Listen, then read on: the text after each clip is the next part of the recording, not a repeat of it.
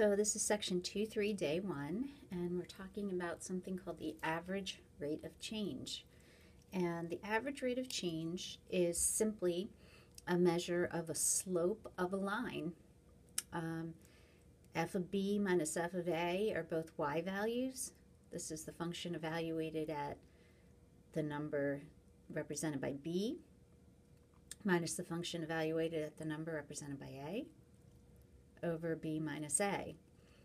It is the same as y2 minus y1 over x2 minus x1, because b and a would be x values and f of b and f of a would be y values. So it would look like if I had two values of x and their y value represented by x is f of a, and the y value represented when I plug b in is f of b, and I was finding the slope of that line.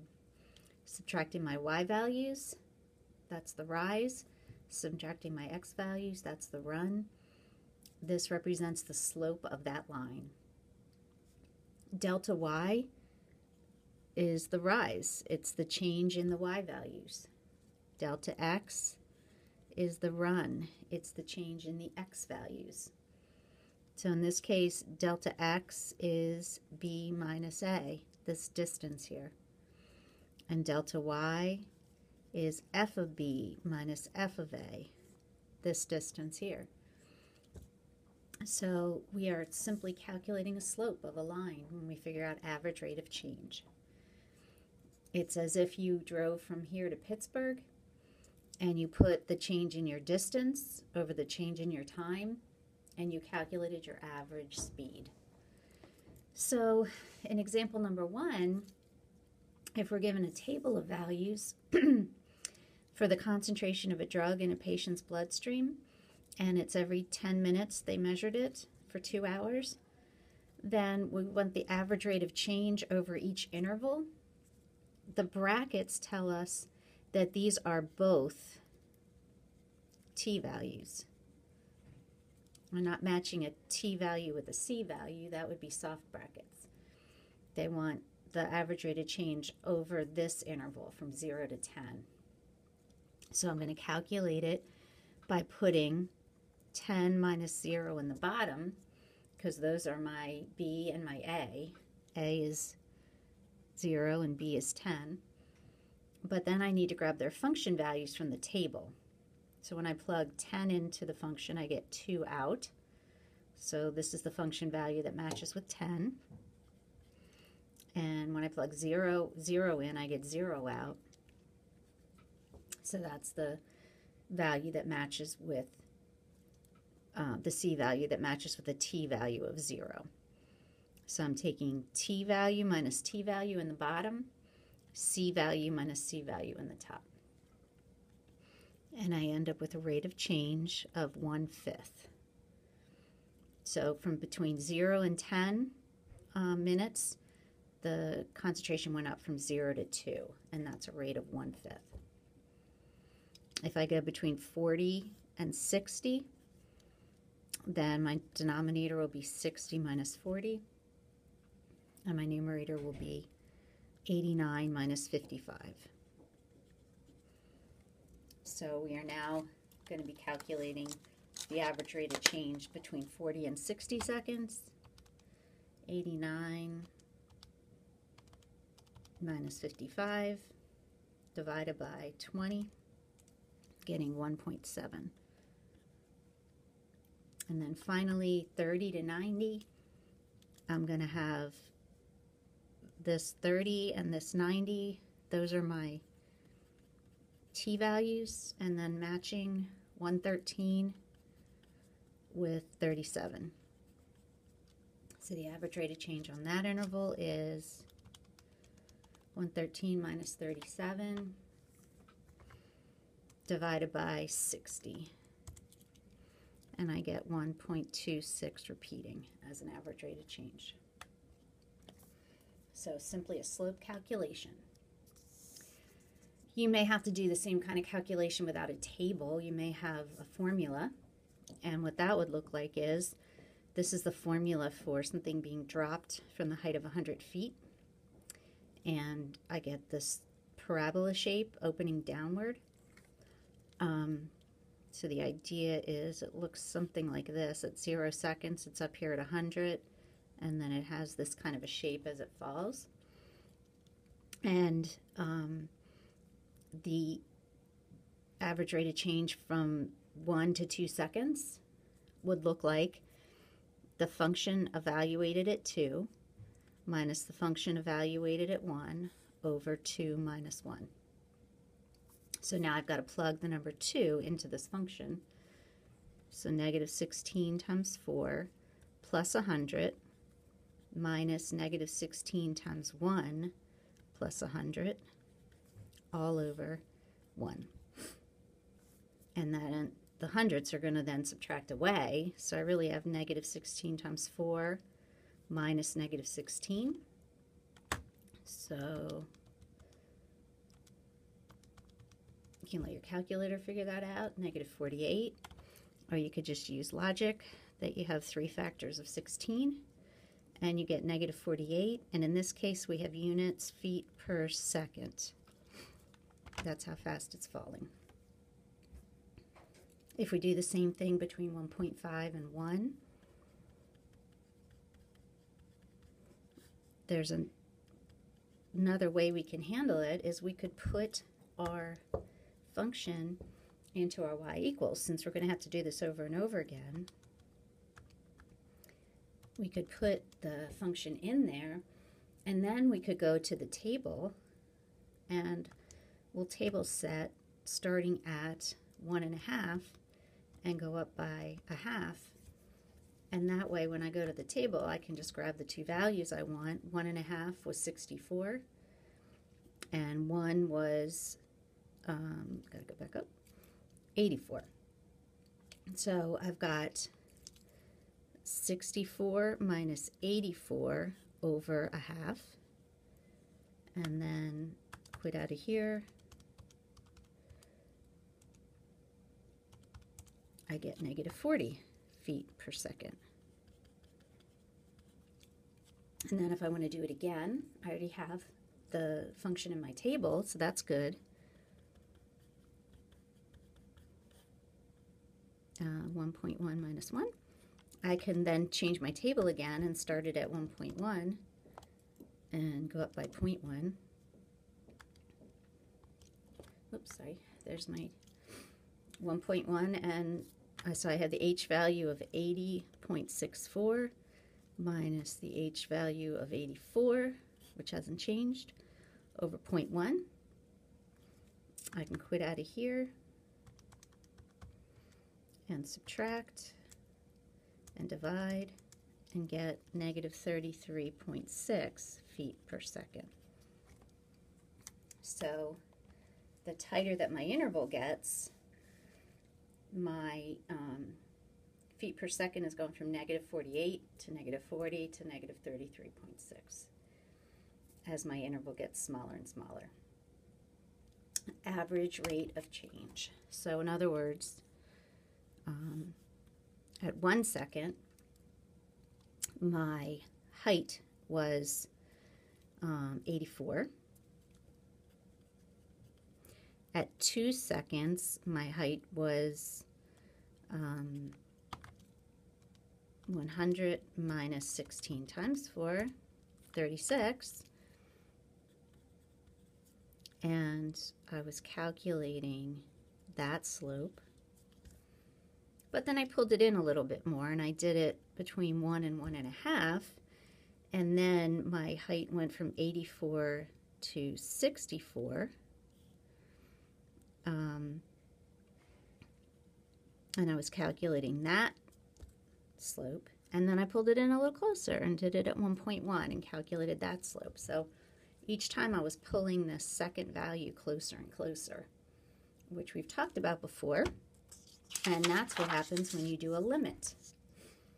So if you want to change the average rate of change, which was this, into the instantaneous rate of change, you do a limit on it. So you pull the change in x as it went from A to B. You pull that B closer and closer and closer to A so that your change in x becomes closer and closer and closer to 0. And what that does is it changes your average rate of change, which you get from 2 points and getting a line, to your instantaneous rate of change, which we talked about as being the slope of the tangent line at a particular value. So we're pulling B closer and closer and closer. I should have drawn my function more like this. Sorry. There we go. My function that went through A and B, we are changing from that slope of that secant line to a tangent line by pulling B closer and closer and closer.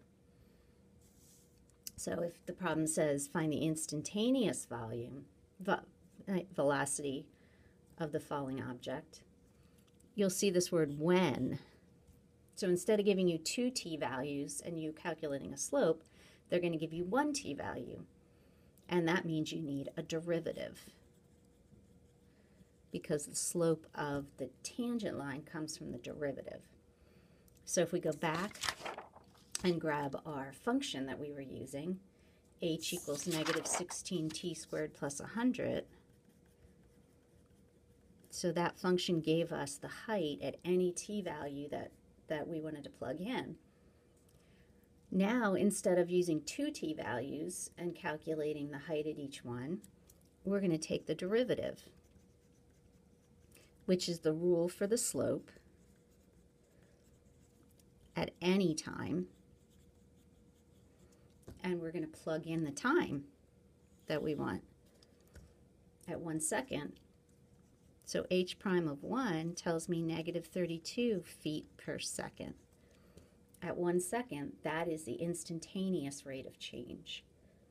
So instead of driving from Philadelphia to Pittsburgh and putting my distance over my time, it's like looking down at my speedometer to find out what that instantaneous speed was at that particular point in time. How fast was I going? And so this is like a speedometer reading instead of waiting till the end of the trip and figuring out my average speed by distance over time. And if we compare this to what was happening on the other side, as we pulled our interval tighter and tighter, we were getting closer and closer to that answer. So if I had then done 1 to 1.001 or 00001, I would eventually get to negative 32. I would be approximately negative 32. So the tighter the interval, the closer I am to the instantaneous. All right, so, and you can imagine that trip to Pittsburgh, if I was in a bunch of traffic, and I decided to calculate my average speed after that traffic jam, then it would be closer to the instantaneous speed at any time that I got past that traffic jam. So we're pulling our interval tighter around where we really want to know how fast we were going. That's the idea. So this is a function you're responsible for. It's called the general position function. It is the way any object falls if we're measuring in feet per second, and we imagine someone taking a ball or any object and throwing it in the air and then waiting for it to come down. It has this parabola shape. And measured in feet per second, it's always going to be negative 16. The time that it's been in the air, squared, plus the initial velocity that this person gave it when they threw it. So that depends. You know, if my husband threw it, it would go higher than if I threw it, than if a 2-year-old threw it. So this initial velocity has to do with the person who's throwing. And then the initial height. So wherever I left off here, when my hand let go of it, that would be the initial height. So this is going to have to be given to you. You're not going to figure that out. And the initial height will have to be given to you too. But anytime you see a little 0 subscript, that's talking about initial. So for example here, number 4, if we've got a diver on top of a diving board, and the diving board is 32 feet high, and he jumps, and he gives himself a little velocity that makes him go up, but eventually gravity takes over and he goes down, and he hits the water. Well, the 32 is the height that he started jumping at. The initial velocity is 16, and so my position function, the negative 16 doesn't change, but I need to plug in my initial velocity and my initial height, and that is the position function for this diver. At any particular time that you plug in, you'll be able to figure out how high he was. Now, if you go too far out with your time, this will go negative, and that would indicate that he was under the water. But we're going to stop time when he hits the water. So we got to figure out when that happens, and he's going to hit the water when his height is 0. So he started up at 32, went a little higher, and then I want to know, when does he get back to, or when does he get down to h equals 0? So this would be a math 21 question or an algebra 1 question. How do I set this parabola equal to 0?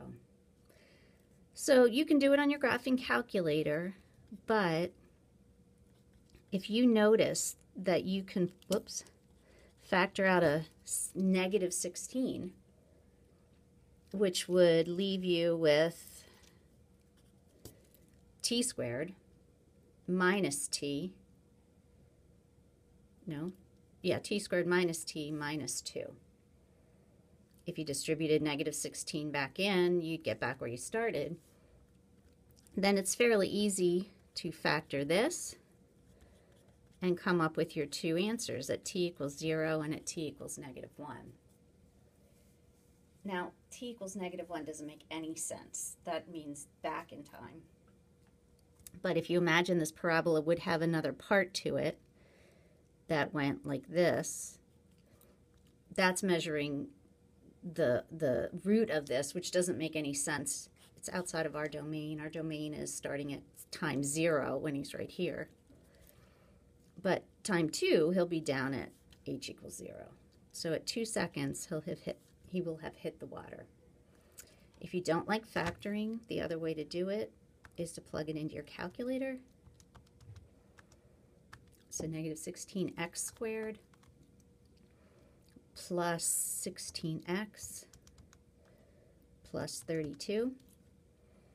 And then you can either go to your table, table set it to go from 0 and go up by 1 second, and see that 0 at 2 seconds point, or you can graph it and look at the parabola and see that it hits here at 2. And again, we would get rid of all the negative values here where t is negative. We wouldn't want to consider them. So we would just be interested in our positive time when it hits 0. Velocity at impact. Well, impact happened when t was 2. That's when they hit the water and big splash. Velocity means speed, and it means the derivative of position. So the rate of change is his velocity, how fast he's changing his height. And so we're going to take the derivative of the height, which is going to give us velocity, negative 32t plus 16, using our power rule. And we're going to plug in the time that we're interested in. And we're going to end up with negative 64 plus 16, which is negative 48 feet per second. That's how fast he's going when he hits the water. So we will pick up with section 3.2 next class.